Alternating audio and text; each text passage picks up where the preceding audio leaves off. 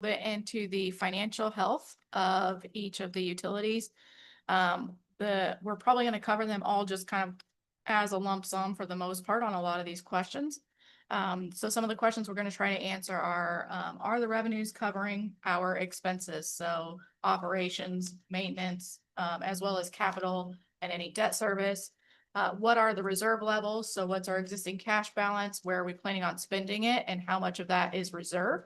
Are there any outstanding debts or unfunded liabilities for each of the utilities? What major capital investments are necessary, which are currently unfunded or currently at least not fully funded, even if we found some funding? And then how does our rate structure compare to neighboring and or similar sized utilities? So jumping right in, the first, if I can get there we go. This first chart shows our revenues compared to our operations and then capital expenses. So on the electric side, we've got the green is going to be our revenues, and then pink is operational costs, and the blue is the capital piece. So the blue part of the graph is the part that is, if you will, optional to some degree. A lot of those expenses change from year to year.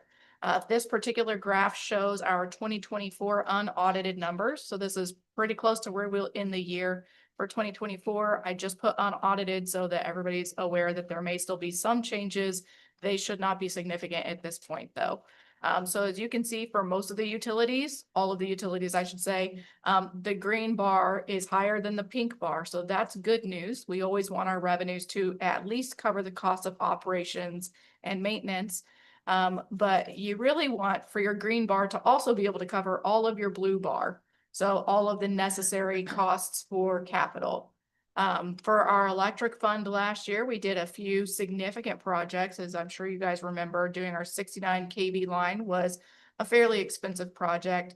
And we also did part of the costs of covering the relocation of utilities for the overpass. So that looped into our 69 kV line project. But that's where a lot of those costs are coming from on the capital side, which is why it looks like our electric fund is so far upside down. So the blue column basically is the column that will fluctuate from year to year. For electric, we are spending our cash balance. So that's how our green line can be lower than the combination of our pink and our blue, is that we've got cash in the bank that we've been holding for this investment, this project that we knew was coming. So this year for 2024, I should say, we spent down a significant chunk of our cash balance to be able to fund that project. So when we get to the next slide, don't cry. We knew that that was coming. We intentionally did spend down cash balance instead of debt funding that project. For the others, this is where you can really see that difference between how much electric costs and how much money it brings in versus the other utilities. So the others are significantly smaller. So for water this past year, we didn't have a lot in the way of capital, a lot of expense. So the green bar does cover all of the pink and the blue. With sewer, we've got the same situation for last year and also for sanitation. So a lot less on the capital side. We're able to better budget for those things.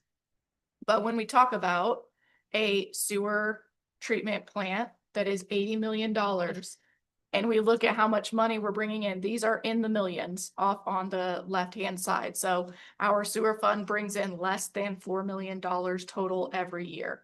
So when we talk about just needing to fund one plant for $80 million, and we look at 4 million is all that we bring in, it would take a big chunk of debt to have to pay that off, and a very significant payment for our customers to be able to pay off a debt like that. Yeah, Ron. Can you help me understand how sewer revenue would be higher than water revenue? Yes, sewer revenue intentionally is higher than water revenue, and you'll see that in a lot. We're going to get to a slide that'll compare rates. But sewer revenue does get higher than water revenue because, well, for us, the main cause is our sewer treatment plant is a higher priority than our water treatment plant. So we're trying to save up some money to be able to fund the sewer side. But even with the regulations and the operational costs, depending on how many people you have running each utility, you can have operational costs higher on the sewer side than they are on the water side as well. For us right now, the big driver of our sewer costs being higher is the capital piece. We just have a lot more capital needs on the sewer side than what than what we're able to fund internally. And when we get to the cash balance side, you'll see that we've got a lot more cash sitting in the water fund. So the water rates are able to be lower because we can use down some of the cash balance to offset the cost of rate increases we need for other utilities across the board. So a lot of our water and our sewer customers are the exact same customers. We share a customer base very strongly between those two utilities. So if sewer needs to be higher, like it has been the past few years where we've had to do like a 30% one year and a 20% one year, we can keep our water rates lower to offset the amount that we need on the sewer side. Yeah. But yeah, so right now, intentionally, our sewer costs are higher, or our sewer revenues are higher than water. And a lot of, like I said, a lot of utilities are facing that same situation right now. It's not uncommon, I guess I think a lot of people think water is more expensive, but for us right now, the sewer is the higher cost item. Well, I Yeah. think it costs more to treat the used water than to, It can. I mean, And- on our side, we have a lot more employees, and we talked about this earlier, but we have a lot more employees who maintain the water infrastructure than we do the sewer infrastructure. So the number of employees is a big driver of that pink bar that you see for the operations side. So we have, I think it was 11 and a half employees, full-time, 11 and a half full-time equivalent, who run the water distribution side. On the sewer collection side, it's only 4 and a half. So our field crew is it's a very different size for field crew. The treatment plants are fairly evenly split, but when you look at the field crew, it's a much different picture.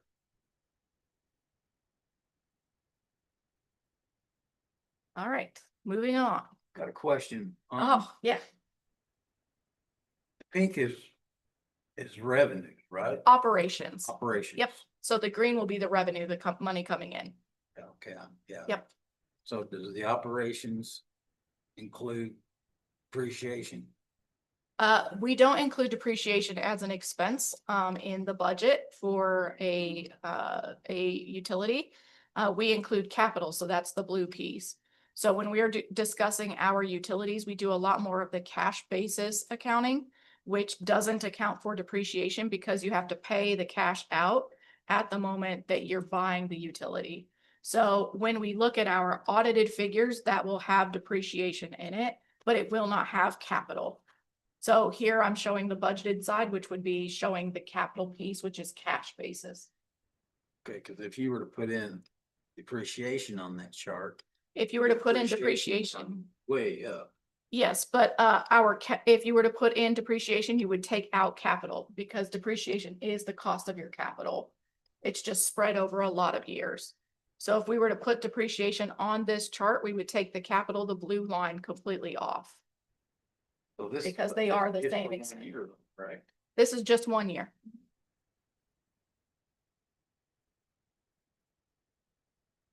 But I misunderstand when you said you had depreciation, you'd spread that out. Depreciation is the cost of your capital spread out over however many years you're going to keep that piece of capital. So for example, on this chart, if we were to put if we were to take the capital piece of, we'll use electric as a good example. So that 69 kV line that we put on there at $6 million, that would come off because the cost of the 69 kV line in depreciation would be divided by the life of the line of that piece. So depreciation is annual basically basis. capital, yeah, Right, divvied okay, out on okay. every year. So when we're looking at our cash basis stuff, when we're Okay. wanting to talk about how much can I afford to spend, we don't use depreciation as part of the picture. We say, if I'm gonna pay for this piece of capital next year and it's gonna cost $3 million, I need to know I can afford to pay $3 million without going into debt. But don't the financing agencies require to show depreciation? Yes, in our audited figures, we would show depreciation, but this is not, I don't think that you guys want to see the audited figures because I think you want to know how much cash do I have. You don't want to know how much do my utility assets in total value because you can't sell them. Now, if we were to look at privatizing or something like that, we would absolutely want to add that into the discussion. But this is just an overall financial picture of what's the health cash basis of each of our utilities. Yep. Okay, Yep. all right. I know it gets a little wonky when I start throwing out accounting stuff, so I'm sorry to muddy the waters. That's where my experience is in city government is working with grants and loans, and you have to have enough Yeah, they want to in know. there to have, you have to have that in there, to be able to set your rates to pay for depreciation. So when it's depreciated out, you got enough to rebuild a whole new thing. Mhm. Yeah, That's so it not almost this. never Oh, works that way, Okay. but yeah, yep. All right, sorry. No, you're fine. You're fine. It's a good question to ask. Somebody else I'm sure is wondering, so. All right, so we're gonna move along. This is our 2025 budget. So I tried my best to make the numbers a little bit smaller. So this is in thousands. I just didn't want, first of all, you guys don't need to see all the numbers. You get the basic gist of it here. So we're gonna start at the top. This is each of the utilities. The main four, like I mentioned, fiber is its own thing. It's a very small utility. If I was to put fiber in thousands, it'd be like 5 or 6, and you'd wonder why we're even talking about this. So at any rate, electric, we started out the year with $540,000 in cash. I'm not going to go through all of these numbers. I just want you to see that that started at 540 for the 2025 budget, which is really pretty low already. And then at the end of the year, we're down to $169,000 in cash. And that's mostly because we're taking out a loan. So you can see 3 lines down, basically, we've got a loan coming in of $1 million that's coming from the water fund. So we are hoping not to need that loan, but that loan is there to basically plug a cash shortfall that we will have this year to be able to pay for the generation unit rebuild. We intentionally did that instead of waiting on the rebuild because the rebuild should hopefully help us offset some of those operation and maintenance costs when it comes online. So instead of waiting one more year and hoping that we have enough cash balance to cover it, we do have enough cash sitting in the water fund that we were able to do an interfund loan if needed. We aren't yet at that point, thankfully. If we do need an interfund loan, that'll be coming to you all separately. So at any rate, you can see here just on each of the utilities, you can see the total dollar for the revenue, what's in the budget right now. And then the operations and maintenance costs broken out. Each of our utilities currently is fully covering the operations and maintenance, which is what we want to see. And then the capital piece is what we've prioritized for funding this year out of the cash balances of each fund. So you can see beginning and ending cash balances there. The water fund, of course, is the most healthy of all of them. At the very bottom of the chart, we've put in the reserve. That's what we're going to call it.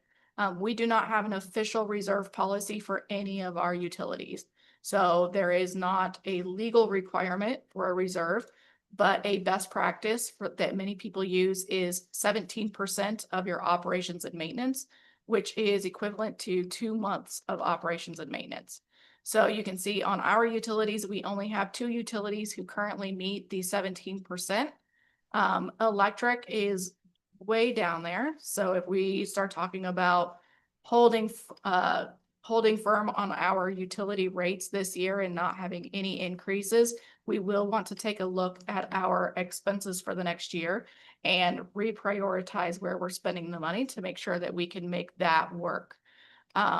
Our water fund, as I've mentioned probably 100 times and we'll keep saying, our water fund is doing really well right now. So we don't necessarily want to completely reduce rates because we will need to have a water treatment plant in the future. And we are relying on that strong cash balance to help fund that in the future. Sewer has been just like electric is this year. Sewer has also intentionally been brought down a little bit lower to help fund some of the capital needs there. Sewer is going to be just fine. So this looks a little scary, dropping from $2 million down to only $182,000. $182,000 is still 9%. So that's well over 1 month of operations. Next year's picture for sewer looks a lot better. So we're intentionally spending down almost $3 million worth of capital this year. That will not be the case next. It's not planned to be the case for next year. So we are intentionally spending that down, hoping to make a big difference in some of our sewer operations and some of the load, if you will, on the treatment plant this year. Shane's already talked about the aeration system. We've got some other big projects going on in capital as well on the sewer side. And then sanitation, you can see there, we've got the big capital stuff this year for sanitation was the side load truck, as well as the necessary trash bins for the side load truck. So that's the big chunk of change there in sanitation. Again, next year, we are hoping to do another side load, but that will depend on what that financial picture looks like closer to the end of 2025. That's a lot of information, I know. My voice is getting shaky because I need a drink of water probably. Do you guys have any questions?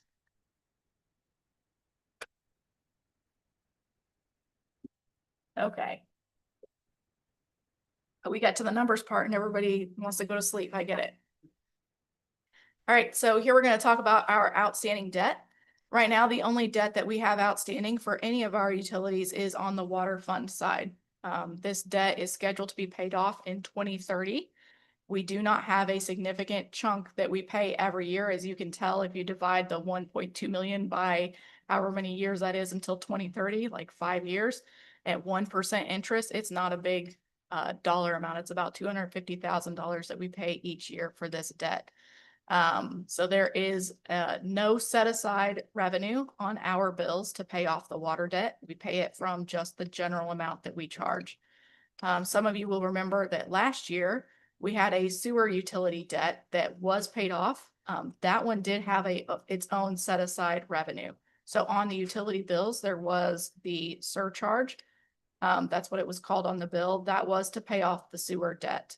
So once we paid off that debt in 2024, the debt payment piece of the revenue fell off. So the charges that we were charging each customer, about $7 or $8 a month, fell off of the bill. So we were no longer collecting it once the debt was paid off, which is what you would hope to see every time you have debt.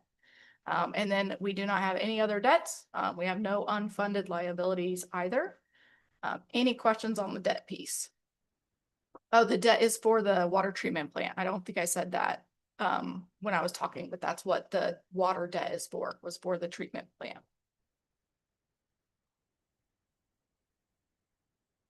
Okay. So now we're going to talk a little bit about the dollars behind the unfunded infrastructure. If Shane or Evan needs to, they may want to come back up if we've got any questions on specific projects. These are some of the items that are kind of, they're not all in the CIP. I think most of them are, not all of them are. So for example, that water treatment plant, we don't yet know the cost, so it's not yet in the CIP. But the Southern Hills substation is planned for about $5 million is the most recent estimate. The Second Street substation upgrades are $300,000. And then rebuilding that second generator, we have it in here at $3 million, but I think if I understand correctly, some of our preliminary information is that it will come in lower than that. Is there anything you wanted to say on those electric projects? Right now, the Southern Hills substation, that's kind of put on hold to where we see where we're at after Lincoln's back up and the rebuild on Second Street whenever we can get that done. So it's not as big as worry on that one, but the generator, the second rebuild will be kind of better numbers whenever we get them back out to really dig into that unit and look to give us a good cost on it. All right, on the water side, we have the lead service line replacement. The latest estimate is that that'll be about $175,000 annually, and that's really just what we find we fix and we prioritize as needed. I'm not certain if we know how many years that would take. Part of that's probably going to depend upon the inventory and what we find. And then we've got the water treatment plant, which, as I said, we don't currently know the cost of that. We don't have a most recent design number on it. The numbers that we used for the IMP for the wastewater treatment plant were a little out of sync with what we ended up with when it came time to do the preliminary design and cost estimates. So is there anything you wanted to say on the water side for those projects? No, I mean, the lead and copper replacement, that's just gonna be as this inventory goes on and we get a better list of what we have in the system, we can determine the cost annually better on that.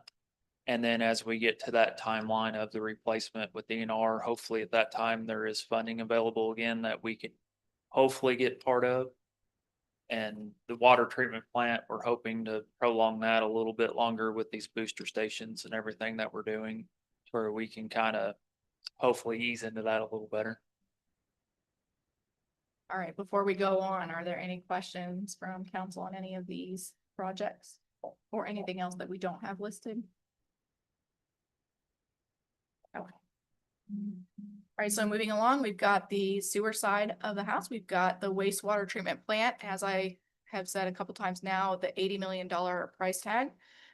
Improvements to address INI issues. The most recent estimate was about $8.5 million.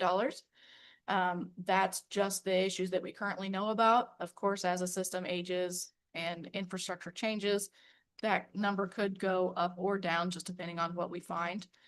The Garner sewer extension at 1.7 million. And then the Southern Hills sewer upgrades, which are currently, the cost is not yet known on that. Anything you wanted to add for sewer? I don't remember, possibly, probably. Okay. So that, I'm thinking the Southern Hills sewer upgrades was that relocation we just finished.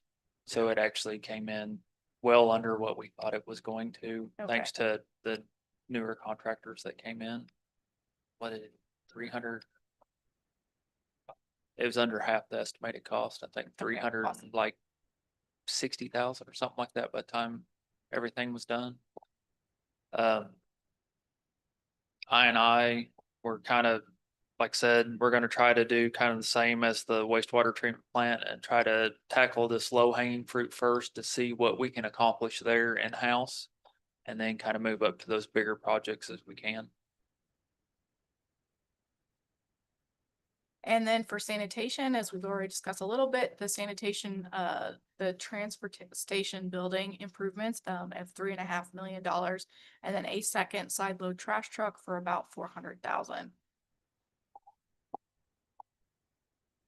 Like where that transfer station, we base that building off another city. Yeah, I don't either. We're also hoping with that, you know, we can keep kind of prolonging that to where we don't have to spend that 3.5 right away. We can kind of maybe do some work in-house to reduce that cost too. Any questions from council on any of those projects? Just a Anything quick else? Yeah. reminder on the Southern Hills sanitary sewer, that is gonna be reimbursed to us from the community improvement district. So you remember we signed that agreement with Southern Hills CID, so they've got some, I think, some current debt that they need to pay off first, so we're kind of in line to be reimbursed for that cost after that debt's paid off on their ends.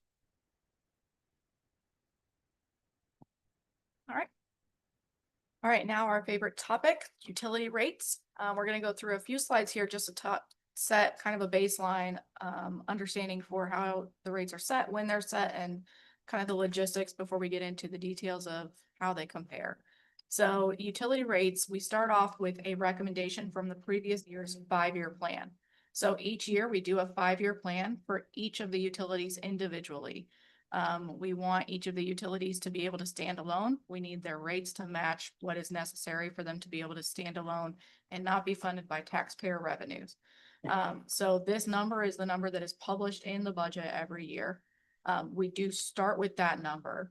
Then we compare our anticipated revenues with our recommended expenditures from the department. We set the priorities for funding. If they come and they say, I want a brand new wastewater treatment facility, and we see that it costs $80 million, we're gonna have to set some different priorities in order to be able to fund the things that are necessary and what we can afford.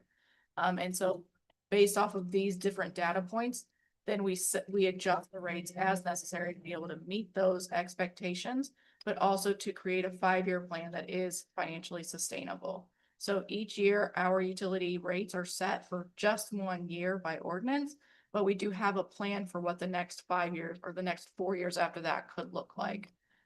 Based off of the needs, the expectations for expenses and affordability. So when our rates set, we do submit a proposal to council with the proposed budget in late August or early September. We discuss those rates at the council budget work session, which is generally in September. We present rates via ordinance on first reading in October, and then they are approved on second reading after a public hearing, which is usually in November. Now, sometimes we do the public hearing at the first reading as well. I think we've been doing that a lot more recently, so that may change this year, just depending. But then after that, rates are implemented for January usage, which is the bill that is sent in late February. So even though the rates are in effect as of January 1st, people don't see those on the first bill that they receive in January. They won't see those rates change until the first bill that is sent in February. Earlene, refresh my memory, you mentioned we have a 5-year projection of rates. Mhm. Do we include that in our paperwork that we sent out to the public to see? Yeah. Okay. Mhm. I Yeah. just didn't remember doing that. Yeah, it's not generally included with the ordinance paperwork. I usually would put it on the executive summary or mention it. It's always in the budget document and in the proposed budget, which are both published to the public. Those last couple of years when we've had such outcry of, how come our rates are going up? We should have already known that. Yes, generally we publish I all of think that. we've had, when they quite a bit do a of dates. reminder of that, say 3 months or 4 months before that incremental boost up, we might not have such a ride on our hands. Yeah, well, and Maybe, I don't know. yeah, I think that the proper response is explaining what utility rates are used for. When we get questions like that, I think that that's generally what we try to do is explain what the rates are used for. Because a lot of times if that's the part people don't understand is what does this money go toward and why should it have to go up? Say Right. 7% this year, which is what we had proposed for electric. When cost of living doesn't always go up 7%. That's that type of, yeah. All right, so each utility has a facility fee. So now we're going to get a little bit more into the logistics of what makes up our rates that we charge. Each utility has a facility fee. That facility fee is generally called the monthly minimum. So a lot of utilities have a facility fee. We don't all call it a facility fee. Sometimes it's called a minimum. Sometimes it's called the baseline. Sometimes it's called like this is your surcharge or availability fee. It can go by a lot of different names. But basically the facility fee is a flat amount. Everybody gets charged the same amount, which covers the system availability for billing, the collection charges, and things that generally are consistent from customer to customer. So it's the cost of providing the service regardless of how much of that service you use. So this is the part that is not based on usage. For a residential account this year, the total across all 4 utilities of that baseline fee, that monthly minimum, is $69.94. So unless you are brand new into a residence and you've got a bill that's less than a month, or if you've moved out of a residence and you have a bill that is less than 1 month, you will pay a minimum of $69.94 if you have all 4 of our utilities on your bill. That does include the tax that is charged. So utilities also, most of them have a variable rate. So this is the part that customers can control by reducing the amount that they use. This is based off of our monthly meter reads. So electric, water, and sewer, all 3 have usage rates. Our sanitation for residential does not. So residential or sanitation may have some usage based on if somebody's like renting a dumpster and they get it dumped multiple times a month, that would be a usage fee. But other than that, most of our customers for sanitation do not have a usage fee. Water and electric services are taxed. Sewer and sanitation are not taxed. So electric and water services are taxed at a rate of 1.5% for residences. And for commercials, it is 8.412%. So that is the full city rate, if you will, of sales tax. DNR also requires that we charge a monthly primacy fee, so that's on the water side. For residents, that's about 44 cents a month. And then we also have an annual connection fee that we pay for, to DNR, and that's for sewer. So on the water side, there's 44 cents a month. On the sewer side, there is a once a year charge. I don't remember that off the top of my head, and I wish I did. Do you remember, Telsey or Shane? Okay, no worries. Yeah. It might be. I remember that it is not more than, I'm certain it is not more than $5 and it's once a year. But the exact dollar amount, I'm sorry, I don't have off the top of my head. Any questions on those, few slides on utility rates? What's the definition of primacy? I don't know the definition of primacy. I'm sorry, I'll have to look it up. I've always heard that terminology, but I didn't know what Yeah. primacy means. yeah, That primate or what, yeah. It is a DNR charge. Yes. Shoot, I just saw some information on this. That's in the last few months too. Probably fun, a part of their offices. If Johnny wouldn't have asked, I could probably told him. As soon as he asked, it was gone.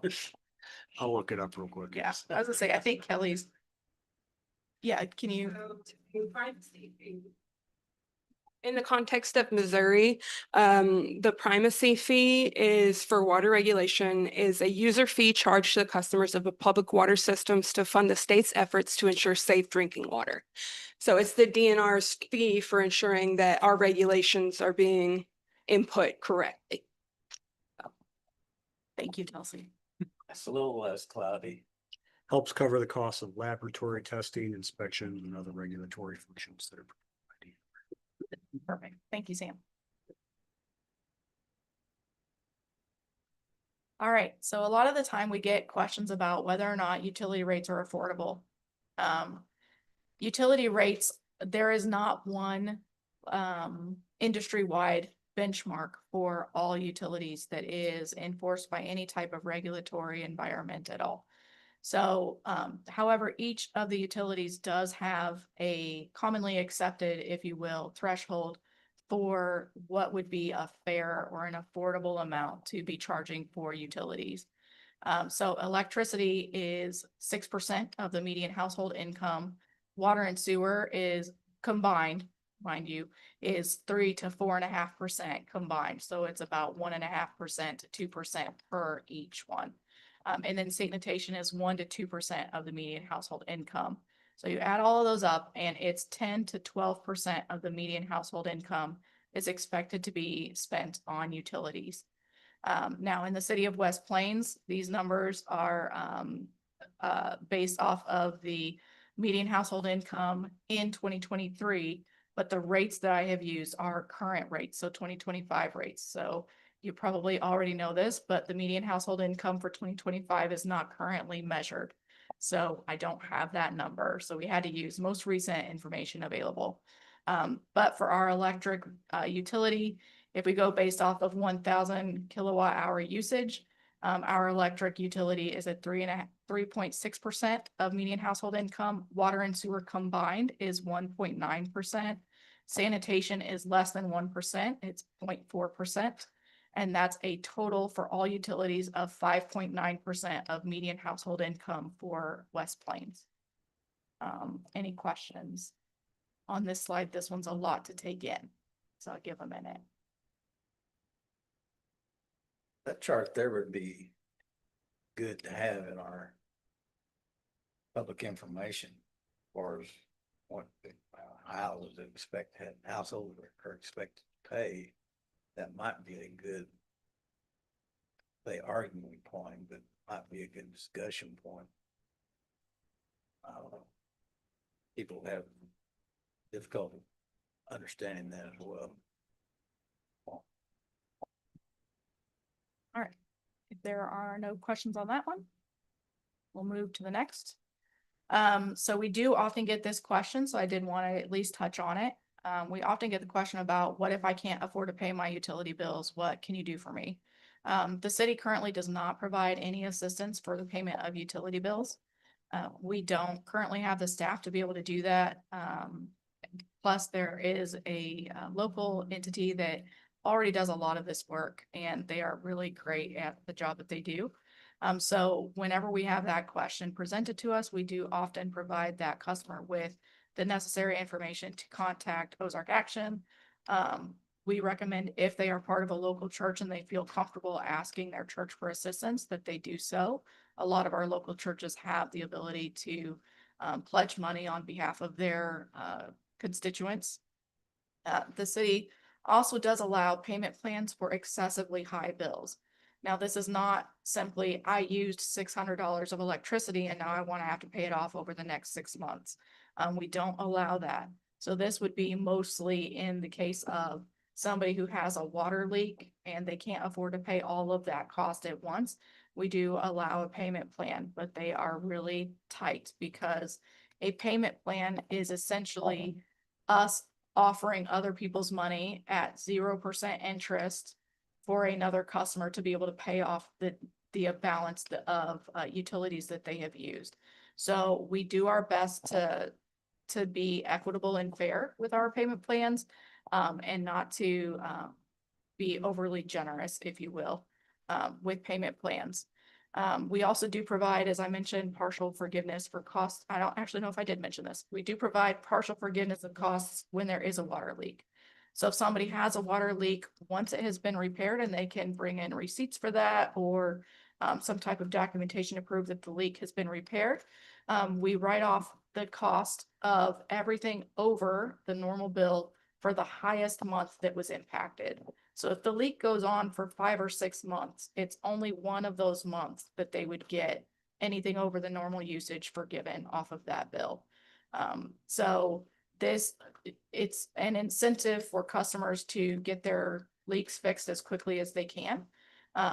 The cost is spread for water and sewer both. We don't just forgive the water side, we also forgive the sewer costs. So it's basically the full cost of the water leaking out. If the leak happens to be on a line that doesn't have sewer costs, then of course there would be no sewer forgiveness on that item, because there's no related sewer costs. But otherwise, it's always water and sewer split the share, if you will, of that forgiveness of costs. Any questions on assistance? Okay. Moving along. So utility rates and how they compare to others. So this is a bit of a sticky situation, trying to compare our costs to the others. So we've done the best that we can. MPUA was gracious enough to share with us. Actually, I think it was Burns and Mac who shared this with me, but MPUA collected this data. The MPUA pulled together the information, the rates for water and wastewater from 2024. So the 2024 rates for almost 800 different locations within the state of Missouri. We've reduced that list down significantly. Not just because it's overwhelming, but also because a lot of those cities don't have the same median household income that we do. And so it's really unfair to compare a utility that is in a $150,000 median household income range with a city like West Plains. So we reduced the list to only 52 cities. I've got the population range and the median household income range up there for you to see. On the left-hand side is the stats, if you will, from the list of 52 cities. And then on the right-hand side is the city of West Plains and how we stack up comparatively. So the average of the list was $40,000 median household income. Ours is at 36, almost 37,000. I also should mention their median household income that they used here is from 2019. So that's why this number does not match the number that you just saw on the other slide. So they used median household income from 2019 data. And I used the most recent available for the previous slide and for the one we're going to go to next. So that number will not match. So the average household monthly water bill from the list was 1.15% of median household income. Ours is 1.08. So very, very similar, a little less, but very similar. And then the monthly sewer bill is 1.38% of median household income for those 52 cities. And ours is 1.07%. Any questions?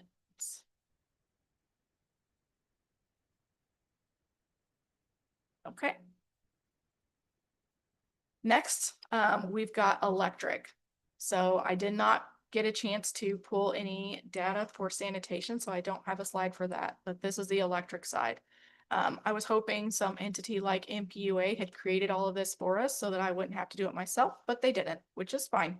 So I know exactly where all of this data came from, which is great news.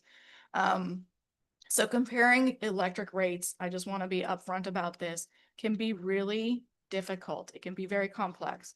So other cities may have tiered structures where the first 200 kilowatt hours that everybody uses is way higher than the next 500 or the next 800 or the next 1000. Like all the tiers are different. Some cities charge more in the summer than they do in the winter, so they have different rates there as well. So comparing electric rates themselves to other electric rates can be very tricky. So what we've done is I Googled, the average household electric consumption for the state of Missouri. So that is 1,270 kilowatt hours per month. And then we compared, I basically created a template where I could compare rates saying, this is how much if you lived here, you'd have to pay for that much consumption. This is how much if you lived in West Plains, you'd have to pay. So that's where this whole set of numbers comes from. So most of the cities in our list power their own community. I tried my best to find places where the cities were providing the power. There are a few on the list where the city gets their power from a co-op or a utility company. So the median household income of this list is about 46,000. Ours is 39,000, almost 40,000. The average electric monthly bill would be 4% of median household income at 3.96 on the list. Ours is 4.43%. So the average monthly electric bill for the list was about $153. Ours is $147. But of course, because that median household income is different, the percentage for the community is a different percentage. Any questions here? Okay. Now we're going to switch over to the billing process.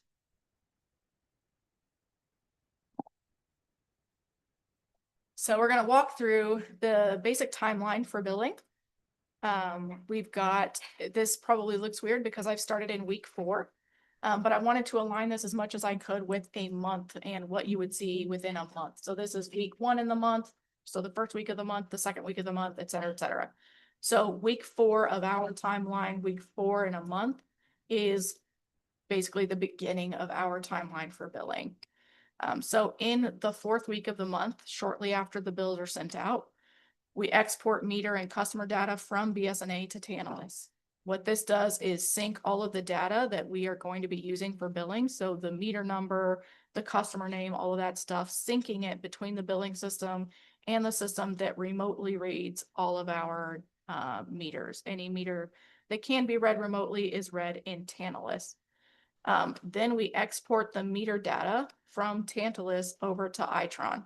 So this sounds really redundant, I'm sure. As I mentioned, Tantalus is the section that reads in-house, so reads remotely.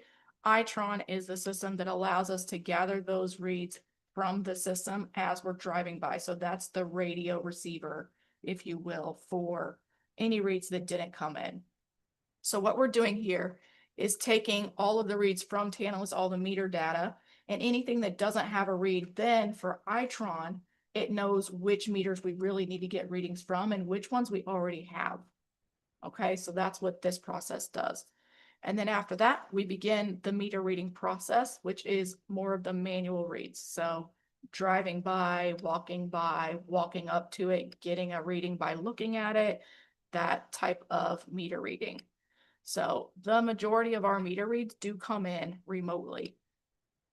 So the meter reading, when we talk about the meter reading and trying to get all the meters read within 10 days, the majority of them are read on day 1. But we do have quite a few that we have to go out and manually get those items. Tulsi, is there anything that you want to add to this part of the process? Sure. So when Erling talks about exporting the meter data from BSNA to Tantalus, what we're doing is that during weeks 3 and 4, after we've completed our meter reads, we are doing our work orders to update our collector information, changing out our electronic read transmitters that are on our water meters, and the data for what they call an endpoint, which is the identifier that tells us which meter read we need. That information has to match in both our billing system and our reading system for it to pull that data for us. So we have to export all of that data and make sure that it matches so that when we're doing our billing and our reading, it all comes through and we aren't missing anything. And we have about 13,000 meters that we read in a month and end up with about 900 to 1,000 that end up being drive-by reads or manual reads. The rest of those come in through our Tantalus system. So of those 13,000, only about 1,000 are collected in a different way than through the online system. All right, thank you.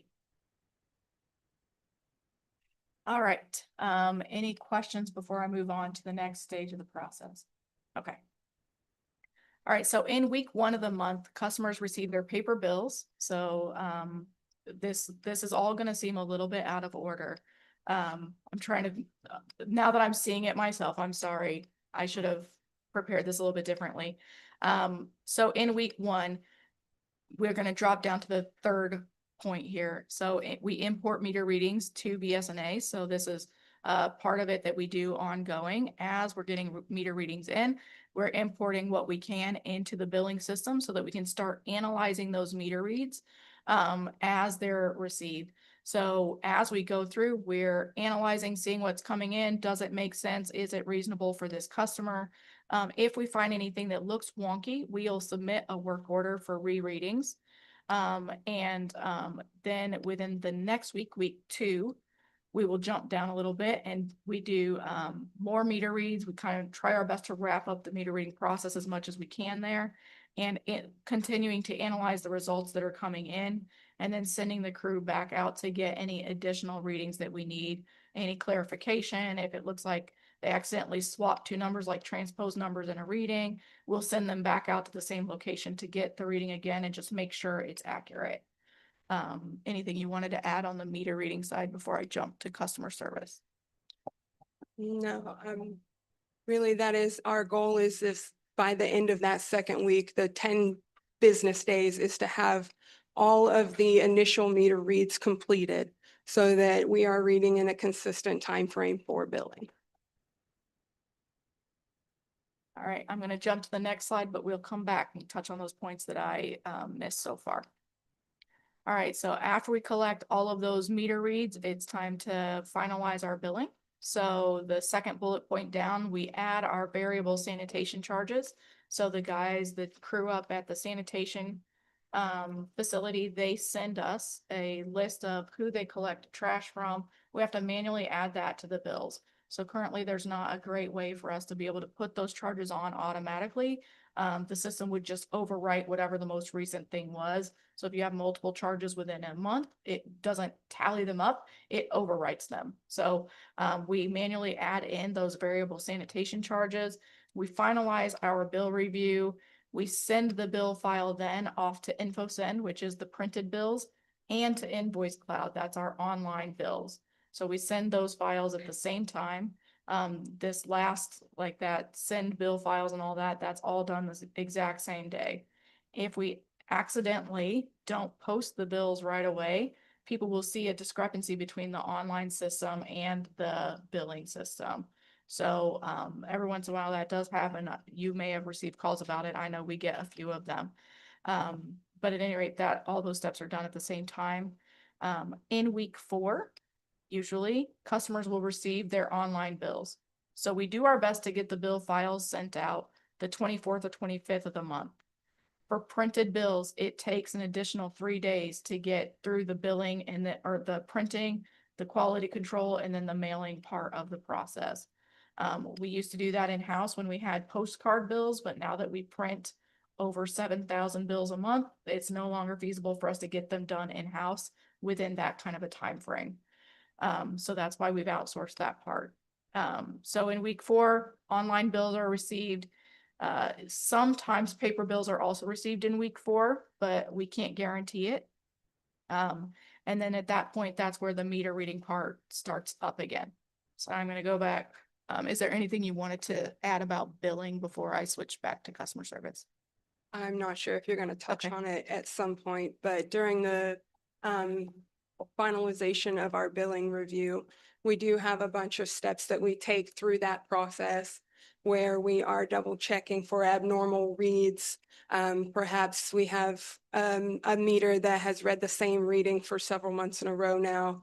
And we know for a fact there's somebody living there and most likely using that water or using electricity at that location. And so we have steps that we can take and reports that we can run with algorithms that tell us, okay, this is the same thing over again. So you might want to double check this, and we will double check those kinds of things. And that's why we send out the meter reader for a second look, because a lot of times those get missed if that data imports from the Tantalus system versus us going and getting that read, or if it comes in through the drive-by versus us reading it.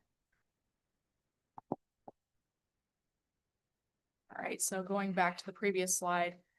So week 1, customers receive the paper bills. That at that point, usually CSR team begins fielding questions, so inquiries, as well as accepting payments over the counter, and through the mail. And then I think that's the majority of what we do actually, where we're on the CSR team. And then we've also got in week 1, we do disconnection for non-payment. So our shut off day, is what we call it, is usually the second business day of the month. So we hope that everybody receives their paper bill that first week of the month. If not, they've received it in week 4. It is a full month later before we do shut offs. So there is a late fee that comes in week 3. But in order to make sure that your utilities are not shut off, there is in most cases a full 4 weeks ability or time span where people can pay their bill before the shut off happens. Approximately how many, what's the percentage would you say pay by debit? I do not have that split, especially not by debit specifically. But I don't 50% have, Maybe, it would definitely not be 50% that pay by debit. Yeah. The majority of our customers pay by check still, Mhm. I would say, followed by cash and then debit. That would probably come down to the third-party fees that apply to paying by, I think he's talking the auto debit that we do oh, the internally. auto debit. Yeah, yeah, I think. Yeah. Yeah, yeah.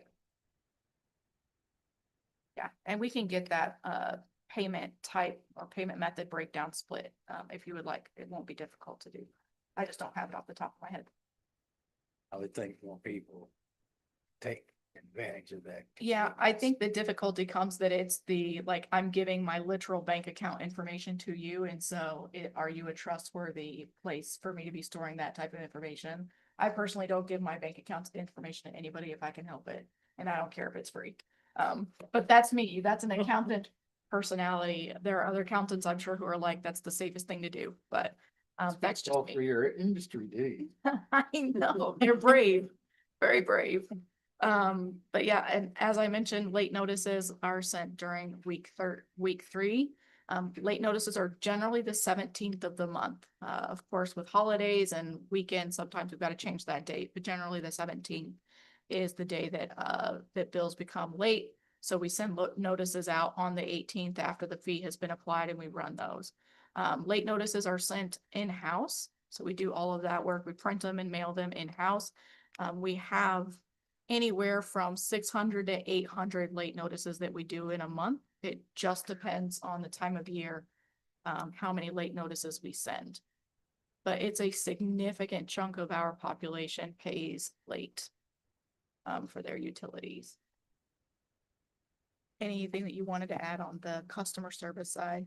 We do have more, but if there's something specific you wanted to mention. I did want to add that part of the reason we have so many customers who pay late is because they have to pay late and they have to acquire that late fee in order to get assistance from Ozark Action for the utility funding to help pay their bills. Yeah. It's part of their showing their need, they're at risk for cutoff once they've received that late notice, so that at that point Ozark Action can help them. Otherwise, they're not considered at risk. Does the Yeah. city charge a late fee? Yes, we do. Yeah. But yeah, that's a good point, Kelsey, because that's something that I think a lot of people don't realize is that anybody who is on the Ozark Action list for the month has to have a late notice before Ozark Action is able to pay their bill. And we've spoken with Ozark Action about this before. It's something that they can't change on their side legally, federal funding wise. It has to be somebody who's at risk of being shut off. And for us, that does not happen until they are late on their bill. That's. So the late fee goes to the bank. No, the late fee goes back into the revenues for that utility. Well, I mean, the city fee goes to the city, late fee, Uh-huh. doesn't go back to Ozark Action. No, it does not go to Ozark Action. Yeah, they're the pass through for the funds from the federal government to those who are in need. Need to call Elon before he will. Oh, goodness. Moving along. All right, so we've already talked a little bit about the timeline, so we're gonna go just a little bit more in depth on each of those different processes. For meter reading, we have two different types of meters, two different services, I should say, that the meters serve, whether it's electric or water, but each of those two different types has various types of meters within that system. So we don't just have all the exact same electric meters and all the exact same water meters. There are different models, different ways that they need to be read. So it can be a very complex task reading a meter. We have nearly 13,000 meters in our system. They can be read remotely via the network. So that is what we were talking about earlier with Tantalus. A drive-by or a walk-by, that's where the signal is strong enough but can't really go outside of the neighborhood or doesn't currently go outside of the neighborhood. So we have to drive by and get those reads. We're very fortunate that a few of them come in that way. And then manual, which is basically somebody being on site and reading a meter manually by writing down those digits, either on a piece of paper or in an iPad.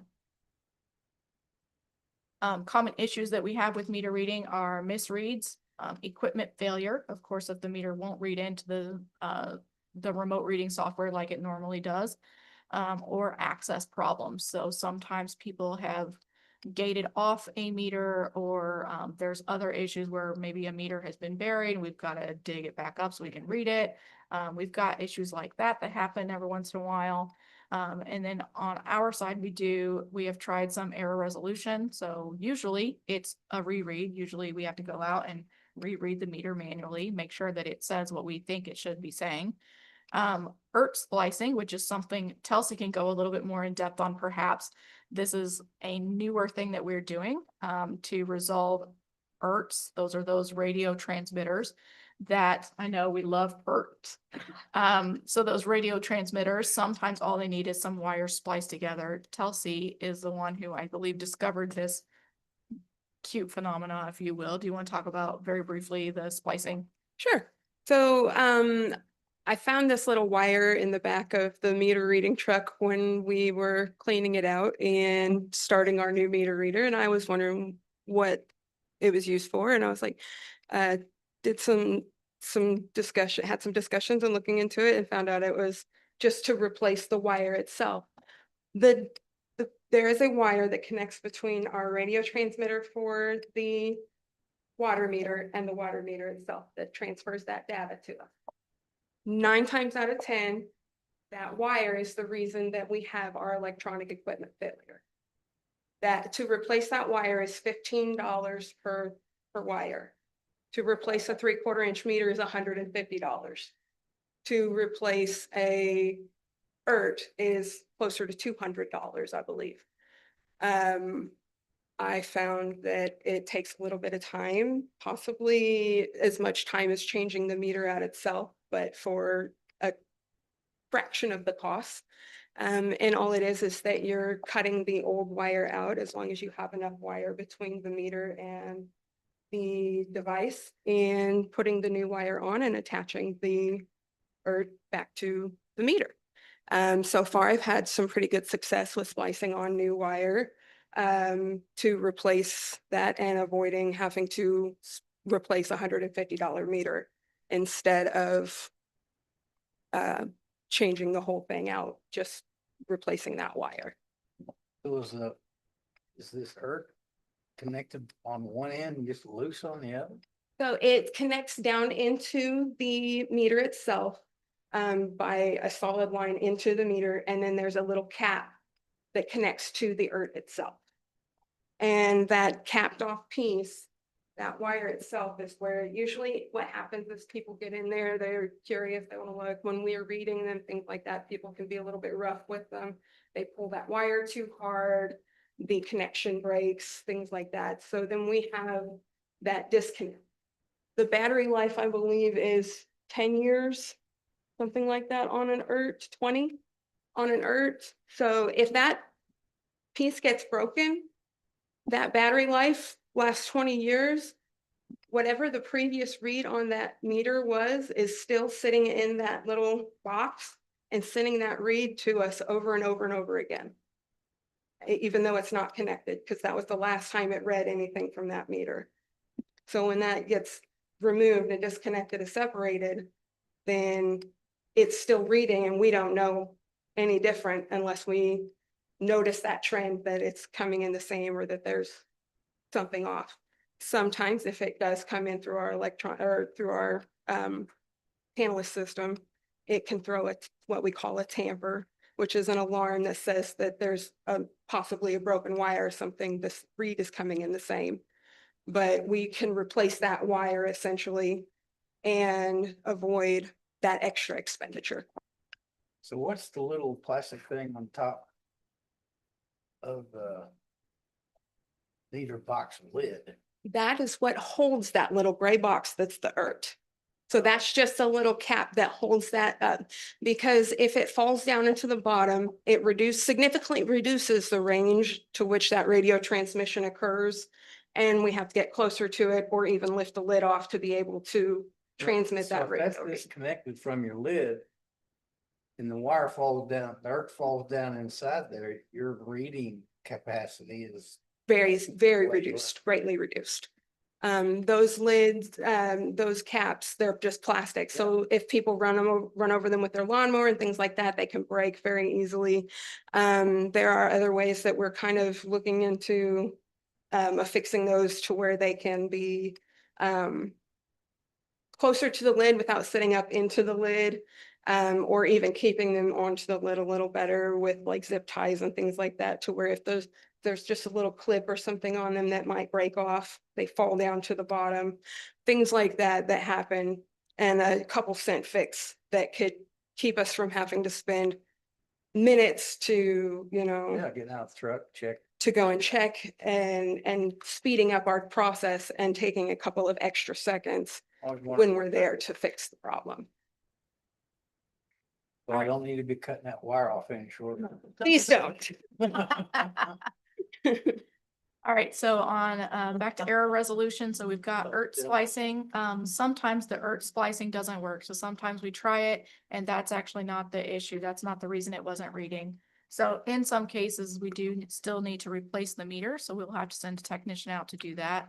And we also now are doing, thank you, I think it was Councilwoman Neese who recommended that we do door hangers. So we're now doing door hangers anytime that we're at a residence and attempting to fix an issue.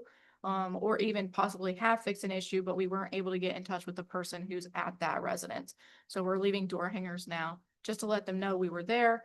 We fixed the issue, you don't need to call, or we weren't able to fix the issue, you do need to call, we need to get in, you've got a dog tied up, whatever it might be. That we weren't able to accomplish what we needed to when we were on site. So, yes, thank you. Next, I'm gonna switch off of meter reading and over to our customer service representatives. So you guys probably are already well aware, most of you have probably dealt with our CSRs. They do billing inquiries, they do any work orders that are necessary and bill adjustments. Our CSRs have the ability to do bill adjustments up to $50 without needing additional approvals. If it's over $50, then it requires approval from myself, Telsey, or Anita, who is our billing specialist.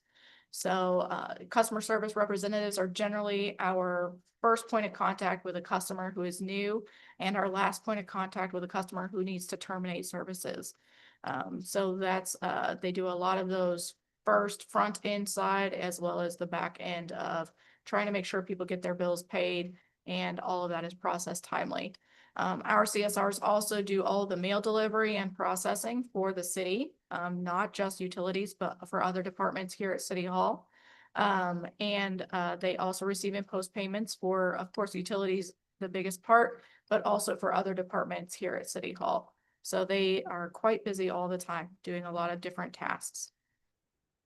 So bill improvements, we wanted to switch, well, hold on. Is there anything else you wanted to say about CSR, day-to-day stuff? No, they're just my troopers. They really are. They do work very hard and they don't just do billing. They do a lot of work for the entire city hall.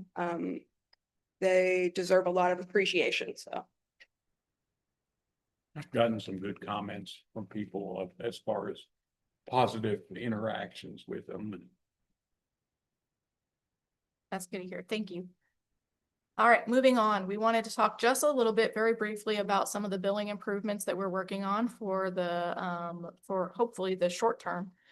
So budget billing has been a request and a priority for us for over a year at this point. We are very close, I believe, to getting this implemented. The last step that we are working on is updating our bill format so that anybody who is on budget billing will be able to see not just their current charges, but also what is the amount due immediately. And the running total of what is due for the whole year versus what they've paid. So that can be a little bit complex. We're working through the last few stages of that, but we are hoping to be able to implement budget billing within the next 2 months. So we are very close on that end of things. We haven't yet figured out if we're going to start it as a pilot project, with like limiting it to the first 100 people or so who come in, or if we will just roll it out wide. We will have requirements that will be stipulated. One of those would have to be that somebody would be in that residence for a year before they can do budget billing, because of course, in order to set what a budget billing dollar amount needs to be, you need a full year's worth of ups and downs in the use of utilities. So that will be part of the requirement. That will, unfortunately, it will eliminate some people from the running to be able to implement budget billing for them. But Would that also like require auto pay? not necessarily. We're still working through. Okay, We don't want to make it too restrictive because a lot of our customers who need budget billing won't necessarily be able to do auto pay from their bank account. I got you. Yeah. So we're working on what those requirements need to be able to make it equitable, but also accessible for people who need it, as many as we can. How would that impact, or do you predict that to impact the folks that are receiving the Ozark Action Assistance? Yeah, That can I eliminate a lot of them from that, or is that going to get them on it 12 months a year? hope that it eliminates it, Okay. but I don't have any clue, honestly, how that will impact it. We had done budget billing before at the city of West Plains, and it was not a good experience. We ended up with a lot of customers at the end of the 12 months who had to be put on payment plans because they got so far in the hole with what they owed versus what they used. So because they were only paying a certain amount every month, they didn't think about conserving energy when they needed to, or conserving water when they needed to. So we had enough people that happened to, that I think it was kind of a, let's not ever do this again. But we're brave. And I honestly think that it's a good thing to have. We've spoken to a lot of cities who do this, and they recommend that we switch to it as well. It's not just that we're hearing it from customers. Other cities have said that this is a good change to make, especially for customers who need something a little more stable. They're not trying to get out of paying what they owe. They just want something a little more stable so that they know if I can't afford $500, I've paid up kind of in advance. We do have quite a few people who do this already on their own, but they're not set up on a plan where if they choose not to pay a certain amount, they won't get their utilities shut off. So that's what this would allow, is almost like if you're on a payment plan, you don't have to pay the full balance today to avoid a shut off. You pay the portion that's due and then catch up in future months. I assume So- you'd have to have an annual evaluation then? Yes, it would be an annual re-registration, if you will. Nobody would be carried on it perpetually. It would be once a year, the full balance is due, and it starts all over if somebody wanted to stay on it. Kind of a true up month. Yep, yep, Which I think if we can use the bill to say, like a Mhm. possible true up value, you know Yeah. what I mean? yep, Over to the side to kind of anticipate it or, yeah, just so that they can I guess keep track of they'll read it. what's the over under, Yeah. basically. yeah, it needs to be very straightforward, because if I'm Yes. looking at it, I'm Yes, confused. that is the trouble, yes. Yeah. I do the same thing with like Summit Gas, you do that. Mhm. All right, the next thing that we're looking at, the next slide, we'll talk a little bit more about this, but we're looking at a customer service portal that provides access for customers to their meter data. That would be usage, so their current usage as well as potential comparisons to their neighbors. We've got a couple different options to present to council if this is something that you are interested in. We've already looked at 2 separate systems. We've got a third potential. I don't know that we'll move forward with them because they're not a United States company, so they're outside of the nation. So yeah, I was gonna say it gets a little tricky to do business with the places like that. But our time frame for implementation is still to be determined because we got to figure out if we're gonna move forward with this, what all that stuff looks like. I'll go into that a little bit more on the next slide. The other thing that we're looking at is an energy audit or estimator tool. So for people to be able to estimate how much energy their home uses. These tools they're not super expensive, but they may be redundant. So we are looking at potential ways that this could be something that we can offer for free or reduce costs. So we're just looking at options there. There are some tools already available, like on Department of Energy, is that right? Sorry, are you waiting to say something? You can, oh, I was gonna say, you can interrupt if you need to. I'll just talk. So there's, the Department of Energy does have a very simplified estimator tool, but it can vary drastically depending on what type of information you know or don't know about your home. So if you're just kind of guessing, it's not going to be super accurate and you may think it's giving you a very accurate number when it is not. So we're looking at kind of what is reasonable to pay for versus what makes sense for our customers to be able to use and get valid data back out of. Any questions, thoughts, concerns about those?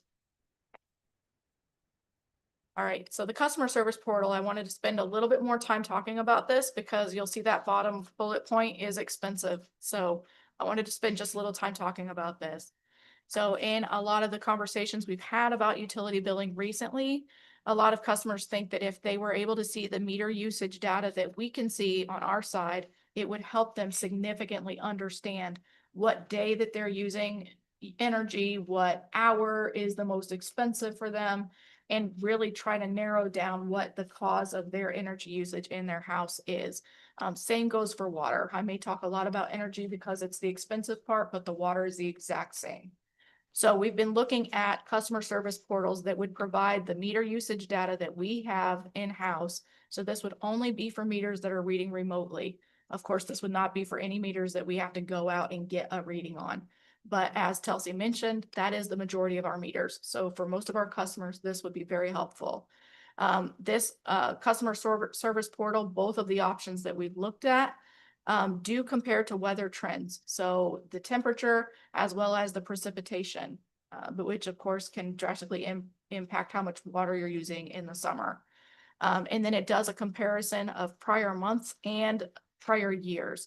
So both of the systems that we looked at will store data from previous years so that people can look at what was my bill before, or what was my usage before, and can kind of tie in, okay, well, last February was 10 degrees for a high, this February is 30. Yep, it makes sense that my energy is significantly higher this year than what I remember it being last year. And they can see those trends themselves instead of having to call us to ask for the data. We do provide this data if people ask for it, but of course it takes time to get it in a pretty format where they can understand it easily. And just one more thing for the team up front to be doing. Each of those customer service portals also has a direct link to the payment portal for online payments. So there would not be like two separate logins people would have to do. It can tie in our system to, or the new customer service portal to our existing online payment system. So it's not a whole bunch of extra like, oh, and now that I've looked at my trend data, now I want to pay my bill and I've got to go log into a completely different website. So it would have that functionality as well. Now the pricing is about $60,000 to implement it, including the first year of software fees. And every year after that, it would be about $30,000 for the software fees. Of course, escalating each year as the cost, the CPI or whatever else the contract ends up based on would increase. So most software contracts do have some kind of a tie-in that escalates each year, of the contract. So And now that I that's just talked, determined by how many customers we have. yes, yeah, That doesn't seem unreasonable. see, and I almost cried when I saw that number, so I'm very proud of you. Would the portal be able to provide any, hints to conserving energy or? I believe that at least one of them that I remember seeing, do you remember I those? do believe Okay. they both did. Yeah, I couldn't remember if both did or not. And it's related to like the individual's bill or it's just general? I think that it's generalized. I do believe that on the both of them, they had a kind of an estimated trend option Mhm. where it tells you at the current rate you're using your utilities, this is what your projected bill is going to be. Yeah. So if you want to cut your utility bill, perhaps you should lower your water usage. They also allowed you to set your own personal alerts where you used water, if you're using so much water, so many gallons of water per day or per hour even, I believe, it went as far as, or so many kilowatts of electric usage. It would send you an alert saying, okay, you've used this much, you may want to reduce your usage at this point. But you could even set that up where if you were gonna have, like, it would alert you if there was a leak. You have Yeah. those But it's, yeah. perimeters set Yeah. up. Yes. And they've also seen people who use that for when they're on vacation. So that, even if you're not home, you may be alerted to, like, it looks like you're using a lot of water. Oh, that's not good news. Like, because I'm not supposed to be home right now, so Right, that's not what you want to hear. But yeah. Okay. Mhm. Kids are using a water sprinkler outside of the Yeah, yard. maybe. All right, any questions on customer service portal? Any other questions on it? I like it. All right. All right, so now all the fun of utility rates, billing. Now we're gonna dive into these policies, which is the whole purpose of this meeting, right? Do we want to take a break before we do, like a quick bathroom break before we do billing? I believe policy? so. Yeah, okay. Need to get my knee working.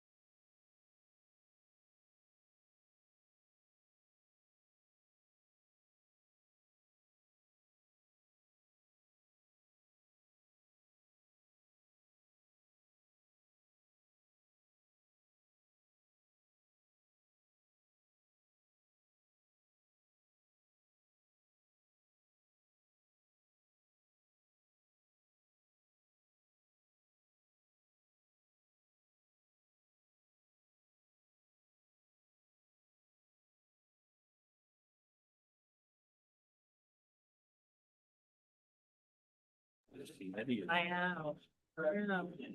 But you already read that all this weekend. Actually, I did. You'd be fine. In fact, I was talking about this was Saturday. Well, so it enough to that. Saturday on. But being redheaded, they were well accepted over there, huh? They were. And he said, what They do you were. got? My daughter was so excited. Well, Everybody thinks I live here. I went down a little bit further and there you were. The calendar. Say y'all. Yeah, that's fine. Holy cow. Yeah. Be prepared. So like Brian White came to Joanne. He got so. Isn't Right now. You don't want to be. This will be on Monday. And then they ended up hooking up with a guy that was. So he goes. Yeah, I don't "Take us think we somewhere." can anything right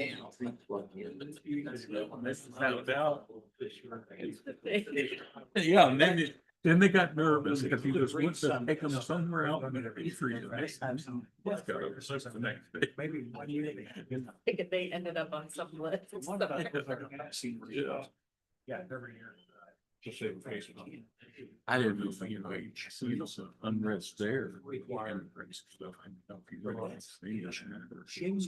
No, most of the time, what people really want. Yeah, I to don't know know is what if that goes. people really want to come visit. There's- Yes. I'm gonna say the bill before you get.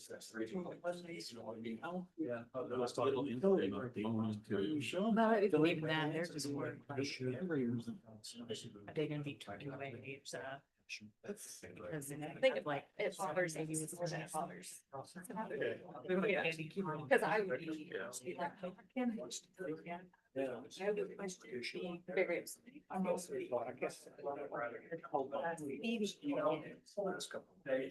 planning to go to Hawaii. Let me in. Sometimes the information getting over this. How fast were you going? It'll be fine. I really don't know, you should call and ask.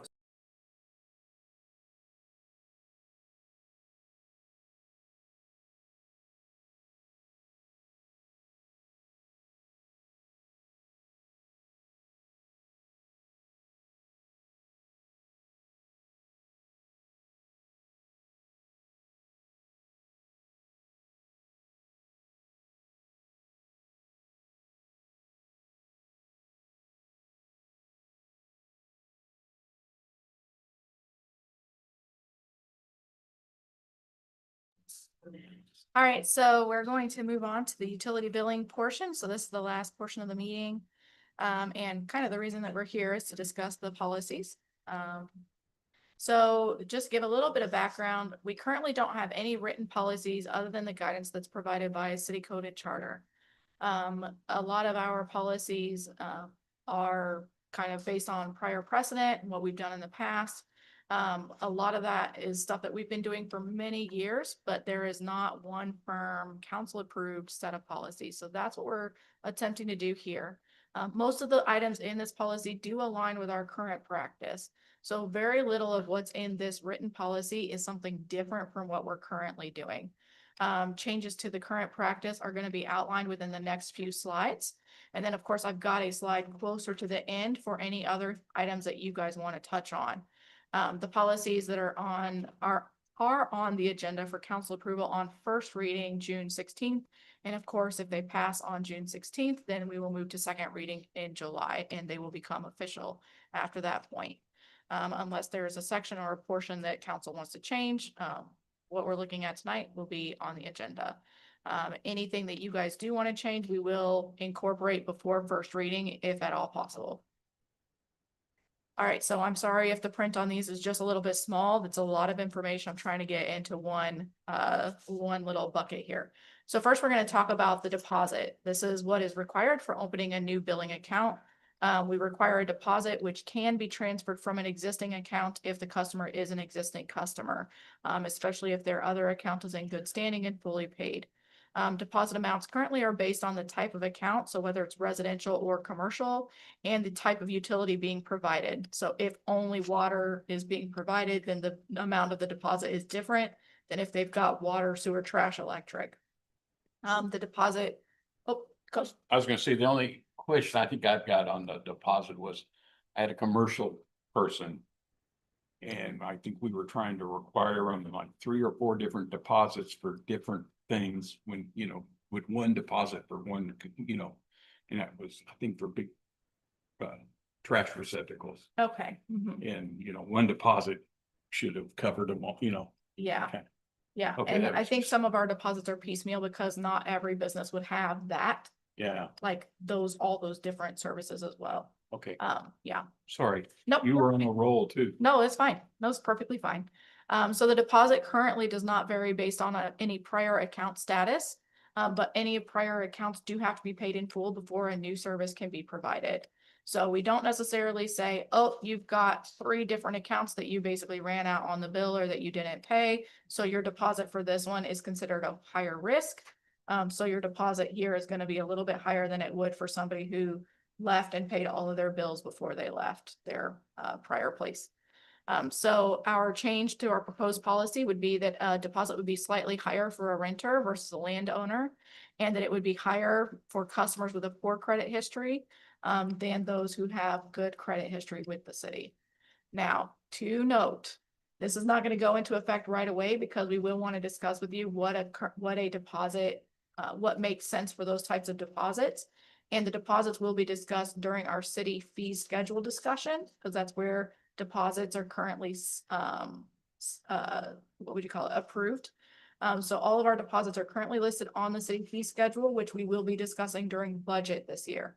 So even if we put in a thing saying we can change the deposit based on your credit or whatever else, the deposit amounts that are currently required would not change until council voted on what those should be as part of the city fee discussion later in the year. So those would not go into effect until January 1st, most likely. So Mhm. we would be running credit history. No, not a credit history. It would be us looking at whether or not they've run out on any bills for the city Oh, okay, utilities. so It's credit- not a credit check or anything like that. No. Yeah, it would be their credit with us, basically, Gotcha. whether or not they have previously left significantly high bills without paying. Yep. And one consideration that the attorney wanted me to make sure I noted and or was aware of is making certain that our deposits are not so high that they're considered punitive to people who did leave without paying their bill. So we would do our best to make them affordable, but a little bit higher, just for the higher risk that the utility is taking on. What is the amount? There are no amounts currently set. We would have to do, currently That's proposed. punitive? There is no definition for punitive, so that's where it gets real fun. Yeah. But we would want to make sure that it's not like, we wouldn't be charging a normal customer $100 and charging somebody else 500 or 600.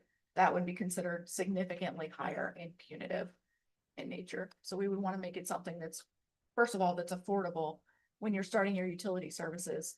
Having to come up with $500 on your first chunk Haven't to got start any- them is no really revenue high. yet. Yeah, so. Could that be adjusted if they tied their account to a credit card? It depends on what we would want to make that as. I wouldn't necessarily recommend it, but we could.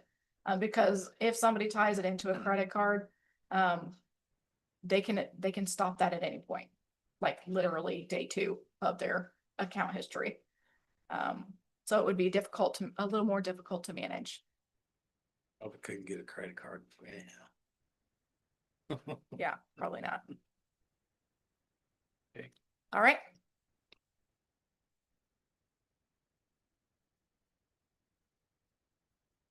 The next item that we wanted to talk about, is vacant properties. So currently, we charge a minimum on all addresses where a meter is present, even if the property is vacant. So some of the issues that we have here and or complaints, concerns from customers are properties that are under construction. So where they're currently not using a ton of utilities. Properties where somebody's on vacation, and houses where the house is for rent on the market and or for sale. So these are, we often get concerns about the minimum. As I think that we discussed a little bit earlier, the facility charge is in place to make sure that we are covering the baseline operating costs. So the way that we explain this to customers right now is that if your property is still connected to the system, you will pay for a minimum, because at any point in time, that service is expected to be provided to you if you turn it on. We can't we can't have a whole bunch of people who are currently able to receive services who are not paying for the infrastructure costs of keeping the line running and all those things. We can't just say like, oh, well, you're not paying the minimum, so we're gonna let the power lines fall down at your place that service your house. We would not do that to somebody, and we can't afford to do that. So that's normally how we try to explain this. Our proposed policy would provide for someone to place an account on hold if their property is expected to be vacant for longer than 2 months. So this is if somebody is undergoing, there probably wouldn't be very many cases, I'll say that to begin with. But potentially if somebody is considering remodeling a house, they start in on the project and they realize they can't afford to finish it. And they're just gonna let it sit for a while or something similar to that. Of course, if you're remodeling, you probably still want power so that you can run your saws and whatever else. You probably still want the water running. So we would not have a ton of properties that would do this, but it would give somebody the option, especially if it's gonna be a long vacancy, to be able to put their utilities on hold. Once the property goes on hold, we would turn off all utilities. So we wouldn't run the risk of somebody starting to use power and we don't have their account turned on to bill them for the power that they're using. So all the utilities would be actually shut off at that property. And the logistics of shutting off and turning back on utilities is part of the reason that we would want to make that hold longer than just a week or a 2-week vacation. We would want to make it a more significant amount of time. But this would save customers money. We're currently having to pay for a minimum for an extended period of time that they know a house is going to be vacant and no one will be using any utilities there. Otherwise, we don't have any changes to vacant properties in this policy. Anything else in here really is just clarifying that expectation for customers that if a property is vacant for a month or so, they're still going to be paying minimums and what a minimum is for and why they would still have to pay that charge. Well, if you've got a rental property and the person's not operating the current business, we shut the utilities off. If they wanted us to, we wouldn't just automatically do it. Oh, okay. It would be a requested, Okay. so that they would know they would need to winterize a home potentially if they were gonna shut off everything or whatever else would need to happen. Okay. All right. We do get a lot of questions on the hot and cold weather rule. Currently our weather, if it's too cold on our shut off day or if it's too hot, we skip the entire shut off process. So they are still charged a $50 fee for being that late and for having the potential to be shut off, but they are not actually shut off. So we don't just push that by a day or two if the weather starts cooperating. So what we're hoping to change the policy to, if council approves, is being able to adjust our shut off date to be able to postpone it a little bit. Now that would provide customers a few more days to pay. If they paid within that window between when shut off was scheduled and when it actually happens, they would not be shut off. They would still have the $50 fee, but just like we currently do, there would be no disruption of services if they paid before the day of actual shut off. What we find happens, especially in the winter quite often, is that exactly on shut off day, it is 32 degrees. The days on either side, at least a day or two on either side, ends up being 40 or 50. And people who need to be shut off to force them to pay to get them their account back in good standing, they choose not to pay. There is no shut off to force the issue. And then the next month they end up with a bill that is double the amount that they normally would need to pay. And then they want to go on a payment plan because they're facing an $800 bill that they can't afford. And so it gets to the point where in the spring and in the fall, we run into a lot of customers who have bills they cannot afford because we were not able to shut them off on the shut off date to force the issue. And so this is trying our best to find a happy medium of still sticking to the idea of that hot, cold weather policy, but also giving customers a little bit more time to pay if necessary, to avoid any actual shutoffs, but giving us a little bit more flexibility on that date. We would not push it out 5 or 6 weeks. We wouldn't just say, you know, you missed that one, and even though your bill is now caught up, you know, like you're terminated in whatever. So, we would aim to do it just a few days after the shut-off date. Clearly, we wouldn't push it earlier than. So a few days after, we just need a little bit more flexibility there in case the weather happens to cooperate. Now, if the weather doesn't cooperate, then there is no shut-off that month, and it's the same that we're currently facing.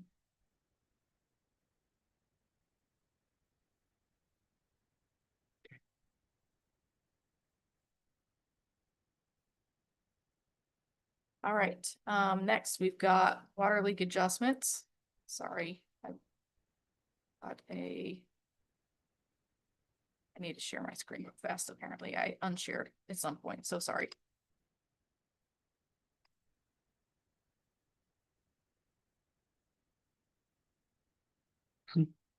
Okay, go away. All right, hopefully back online. So water leak adjustments, I think that we've talked a little bit about that. But so once documentation of a leak repair has been received, we make an adjustment on our side. All usage that's over the normal amount of usage for that month is adjusted, and we always pick the highest usage month to adjust off so that the customer gets the maximum benefit that we're able to provide. This does reduce the cost of both their water and their electric on their bill. So it's not just, or water and sewer, sorry, not electric, get the right utilities. So both water and sewer are adjusted down to the normal amount. And so that shares the cost between water and sewer. It also makes it so that the customer doesn't have to prove that the water didn't go in the sewer. We just assume the water went in both, you get adjusted for both. Right now we do one leak adjustment per year per account. So, we can go through all of the intricacies of what that looks like if somebody decides to fill their pool only once a year and claims it as a water leak. But most people are very honest about it. We do require documentation of the leak being repaired or of a person, especially for like landowners, property owners who rent out. They don't always have to hire someone. They usually have a property manager who can go in and fix it. So they aren't always invoiced for repairing a leak. Sometimes it's just part of the regular maintenance. But we do require some type of documentation that it's been fixed. And on our side, if we're able to see that water meter reading in the system, we'll double check to make sure that we can see that the usage has gone down drastically after the repair. Is that per address or per? It's per address right now. So if somebody has an apartment complex or 25 rental houses, It could be one for each. okay, so they're not rolling the dice on which one to burn it on if they have multiple. Hopefully not. Funny that you mentioned filling a pool. Don't we allow for an adjustment if someone does fill a pool or? No, I thought we used to. we may have used to. I know Yeah. that we also used to have the fire department filling pools as well. Oh, yeah, Yeah. for a fee. I mean, Well, they didn't yeah, do it for sure. free. Uh-huh. That also counted for flushing the line out too. Yeah. Yeah. You had a rusty water in pool sometimes. Yeah, I've had to take about a foot of water off my pool this spring. It Yeah, was yeah, like mine the got filled up for free. electric grid where I could sell it back to the city. There you go. So on this one, we don't currently have any proposed changes to this policy. We just wanted to clarify the expectation for customers. Of course, if council wants to discuss any changes, some things that we did want to make sure people consider or that are considered is that the city code does indicate that customers are responsible for the water that is within their home, within their residence, that they're responsible for maintaining those water service pipes. And they're also responsible for preventing unnecessary waste. So the city code does clarify that customers are responsible for making sure that there is no water leak on their side of the water meter. We also do have some customers who are unaware that a leak has happened until they get a bill. And by then it's already 1 month too late because by the time they get the bill, as we discussed during timelines, it's at least 2 weeks after the meter was read in most cases. So by then they've already got at least 2 more weeks of a water leak. unless they just happen to notice it because it's flowing out in their yard or something else. A So. customer portal would address Yeah, that. though. we would hope that a Yeah, customer yeah. portal, but the other side of that is people have to be using the customer portal before they would notice or set that kind of an alert.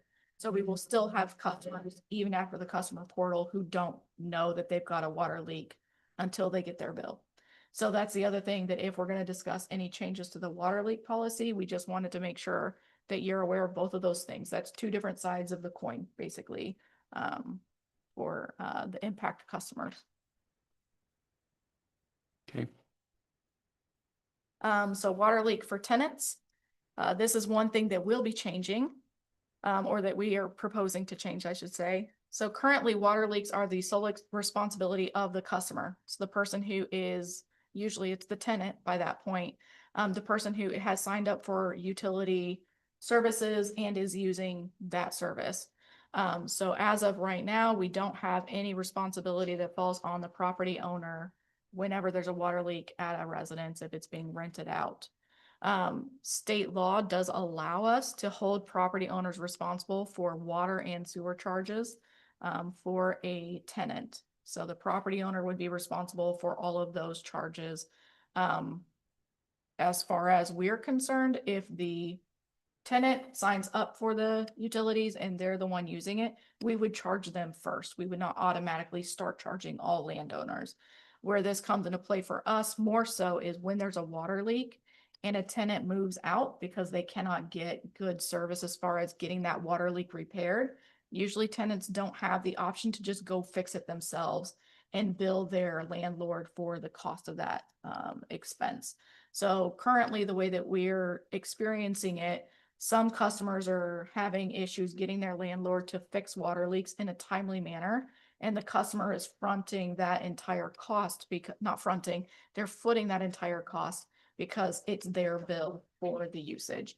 So we're just hoping to be able to provide a little bit more on the policy side to help the tenants and the landowners understand that there could be shared responsibility for a leak when it happens, to help tenants get a little more traction with getting leaks repaired when they notice them.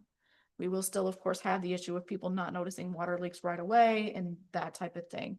But we're hoping that this at least helps a little bit when tenants are trying to get a little bit of traction getting leaks repaired.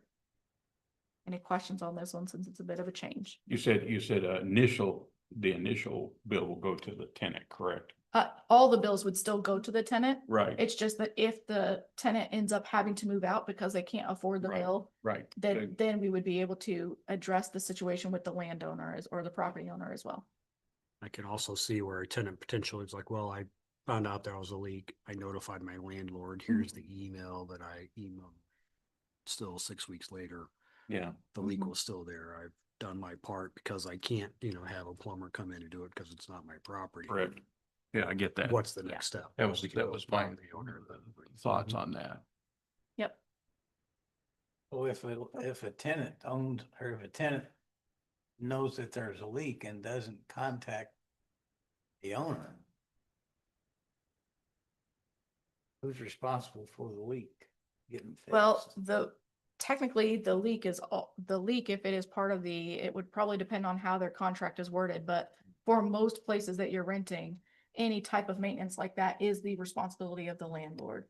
But the cost of the utility is the part that we care a little bit more about, is who's responsible for that bill. And state law allows us to piggyback to the landowner, and even if they have not been notified, or if they have, regardless, we don't have to require that proof. Now, our policy is written so that we would hope to get proof of, I did notify, this is why it makes sense to also hold them responsible after whatever proof is provided. Can- But it depends. Can me as a landowner, a property owner, ask for copies of the bill that's sent? Yes, we have that in the policy Okay. that they can ask So for we can copies to see be if sent it's to them. Mhm. Normal or abnormal use of Mhm. utility with water or electricity. Mhm. It's not being paid. We've got some information is there to go knock on the guy's door and say, how come you're not paying this? Mhm. All right. The next is collection fees. So currently, collection fees are taken out of the utility revenues for accounts whenever they're collected.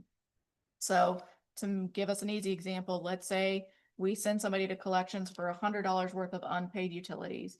If the collection agency charges a 25% fee, once they get paid, $25 of the $100 that we are owed stays with the collection agency, and we only get $75 back. What we are looking at doing with this proposed policy is being able to add collection fees on top of the revenue that's owed to us. So the customer would owe the collection agency $125. We would get the full 100. And then the collection agency would keep the 25 that they added on top for collection fees. This is a pretty common practice. If council doesn't like it, I'm not gonna be hurt about it. We do send a fair number of people to collections, but the amount that we collect off of it is a little smaller. It's not significant. So this won't make or break, this is not gonna fund our next water treatment plant. But Change that. it's a common policy, so we just wanted to address it while we were here. Yeah, makes sense though. Bill adjustments. So currently we do not have a uniform policy about bill adjustments. Most of them are requested in a timely manner within 30 to 60 days of the bill, especially in the event of an overcharge. Whenever an account has been undercharged, we don't always know about it until we discover it. And often that can require a payment plan because we are sometimes having to go back a few months worth of electricities that have been underbilled. And this is not like if we've just been estimating. This is sometimes we're literally finding places where there have been electric services in place that we did not know about until somebody just asked the question like, why are we not charging this place for electric? Oh, well, we never have, and they've been open for 5 months or something like that. So we're not talking about just simply like our meter reader didn't get a good reading and we're underbilling for usage. This is a service that is not even on the bill that the customer would know. I know I'm using electric, but I'm not paying anybody for electric. Where's that bill at? So that's what this policy is addressing. So this allows reimbursement to or that's what an undercharge is talking about. This policy addresses all kinds of bill adjustments. So our proposed policy is to allow reimbursement for an overcharge lasting up to a year. So that's if they've been charged for something that they're not using for over a year or up to 1 year, they could get reimbursed for up to 1 year, but not longer than that. So not 2 or 3 years. By then, we would hope you'd know that you're being charged for something you're not using. Any charges for service types that are not provided at the address would be refunded more than 30 days after would not be refunded more than 30 days. So this is, for an example, sanitation is a big one for this. Every once in a while, we get somebody who's been paying for a dumpster for 5 months and didn't realize that they don't have a dumpster on site anymore, but they haven't had for 4 months or so.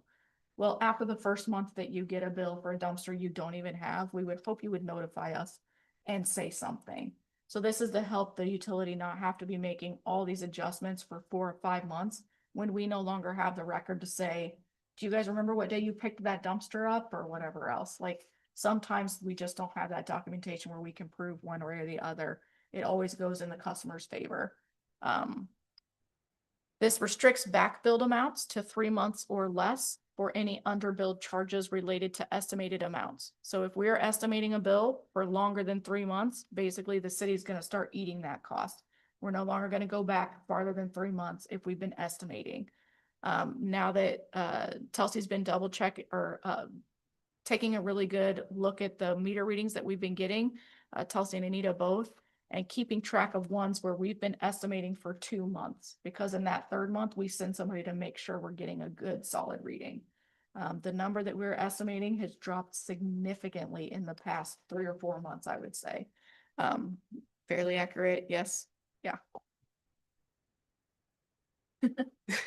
Yeah, actually, we haven't even let it try to go more than 2 months where and that's not even estimations, essentially. We have been trying to not estimate a single account if at all possible. If we do estimate, we try to get a read the very next month.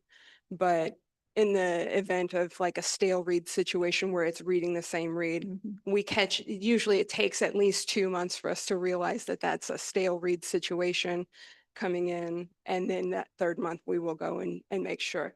We've been working to try not to, if it's a faulty equipment issue, it's not the customer's fault and they shouldn't be faulted for our equipment failure either.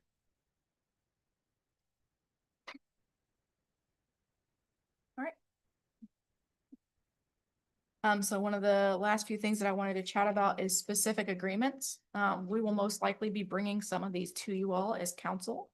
We do have a few agreements that are in writing, but we have at least 2 that we know of right now that are not in writing. So one of them is the Howell County Fair Board, the fairgrounds. They receive a $1,500 monthly credit to help offset their demand charges. I'm sure most of you can understand what that's about, but basically they have 1 month of the year that they actually use the demand on their facility. The other months of the year, they're not even using electricity hardly at all, but they would be getting charged demand for every single month.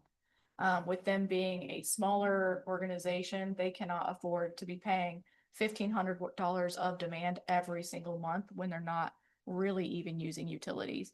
So this agreement has been in place for a long time. I don't even know how long, but it is not in writing. It's just something that we do. So we're wanting to get this in writing as well as the next one down.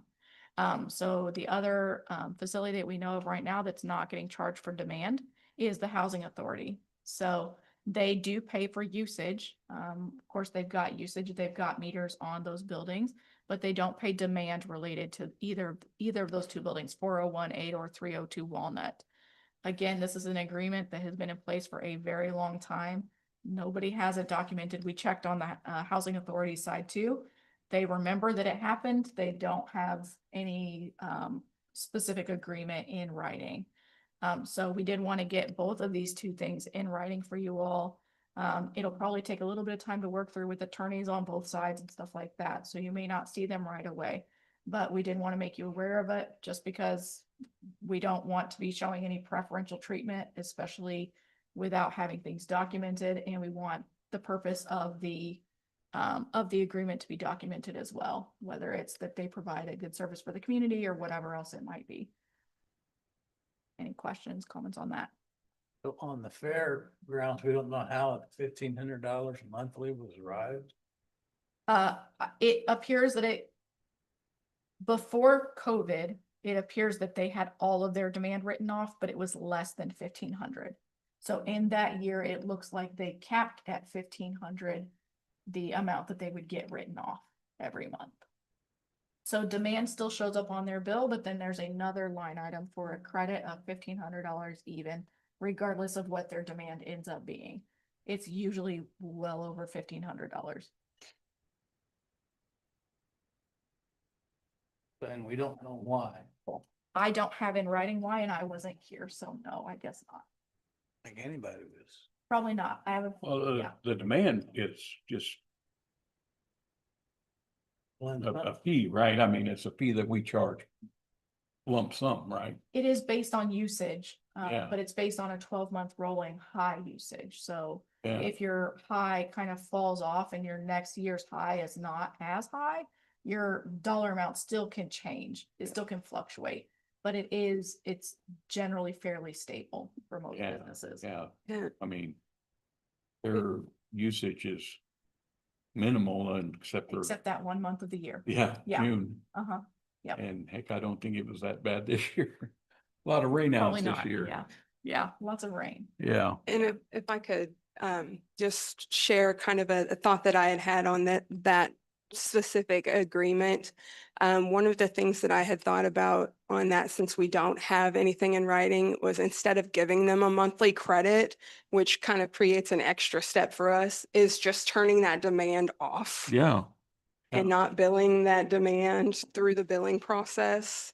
And that way they're not getting a credit, but they're not being billed the demand either. Yeah, just have them pay the commercial price and And then when the fair season is here, then we can bill them for their demand for that one portion. And then the rest of the year, they would just pay their normal bill makes without a sense. credit. Yeah, makes sense to me. So all the different vendors, it would be on the fair boards circuits plugged into their system. Mhm. Mm-hmm. So the Ferris wheel vendor will pay electricity they use and the hot dog stand would pay for electricity they use. I think that's usually considered like your Oh. vendor's fee. They give you a flat fee that they charge you to set up. All right, so with that, that's the end of my comments on the utility bill policies. Is there anything that you all have noticed in your review that you wanted to discuss? Or questions you get from Yes. Yeah, residents. I- it's good to put everything on black and white. I mean, cause, just sitting here, it's like, well, we did this back in. Now we Mhm. need to know why we did that. And Why it's moving still the same forward, price. you guys now say, well, it's right here in our policy. Let's get it in the public so that they can read it and know. And when new customers come in, here's our policy. And you stick to it. So I like that. For what that's worth. I won't be surprised if we do have some changes that come back to you each year for at least another Oh, yeah. one, like we'll wait a fair amount of time to see how it plays out, but we'll probably have some adjustments that come in about a year of like, as we work through this, it Mhm. doesn't work quite right or whatever. But we're excited to have something tangible that has you guys' stamp of approval on it as well. Yeah, let's don't carve this in stone. We'll Yes. write it in pencil. Yes, 'Cause, good idea. yeah, Disappearing ink. won't be a tablet that we have to carry. Exactly. All right, that's pretty much the end of my presentation. If there's anything else that you all wanted to chat through? On some of those, on the last two where they had the annual pay on instances like that, wouldn't it be prudent to have a cost for inflation adjustment on an annual basis? So it wouldn't go for 20 years for $1,500 a year? Perhaps if that's what you all want to do, we can do that. I think that it just depends on how we want that whole thing to be structured. I like the idea of But- just turning the fee off and then we don't have to worry about the amount. The demand fee. Yeah, and I think when we start talking about specific agreements, I think that one of the things we want to consider is if we're gonna say that the fairgrounds has this particular community benefit and so they don't have to pay for demand, is there anybody else in town who is having to pay demand who provides the exact same community benefit? Yeah. So I think that that's where we are gonna get into a little bit of a sticky situation. We want these things documented so that it is fair and equitable, but in doing so, we need to be fair and equitable. And so we may want to consider A what else policy there might to exactly. instead of- incorporate that. Yes. Instead of special because- carve-outs. Well, you got the schools, you got ball field complexes. So Yeah, I don't know that I'd list them all, but yeah. Something else, Walmart. being mindful of writing off things like adjustment, shutting, or of demand and things like that is because we do have to pay for that commodity. That price is gonna have to be offset somehow. And so if that demand is not being paid for by that customer, are we going to have to raise that electrical rate to meet that demand in the future? Or don't get any salary increase for doing your job. Don't want to do that. Wow, he went there. All right, any closing comments, Mayor, or Sam? Anybody else? Appreciate everybody's time. Yeah, thank you all for your. Thank Dr. you, Grant, Reed, for the presentation. Yvonne, thanks for being here for us. Good job, Shane. Good No job. further action. We are.